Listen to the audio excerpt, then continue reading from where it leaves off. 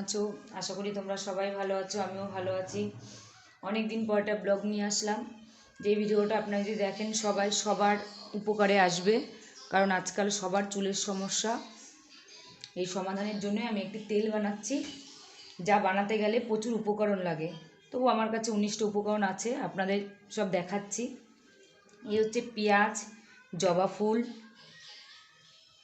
মেথি, কালো জিরে, চা পাতা, এটা তুলসী পাতা, কালো মেঘ পাতা, কারি পাতা, নিম পাতা, এ হচ্ছে নয়নতারা গাছের পাতা, বিঙ্গরাজ পাতা। এই উপকরণগুলো পেস্ট করে তেলটা বানিয়ে আপনাদের আমরা দেখাচ্ছি। চলুন। এবার নারকেল তেলটা কড়াইতে দিচ্ছি। এই তেলটা আমি 1.5 লিটার তেল নিয়েছি, আপনারা আপনাদের মাপ মতো তেলটা নেবেন।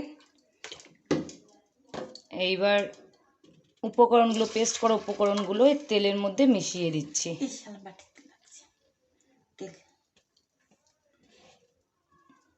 এটাকে এবার ভালো করে জাল দিয়ে আপনাদের তেলটা দেখাবো কেমন হচ্ছে।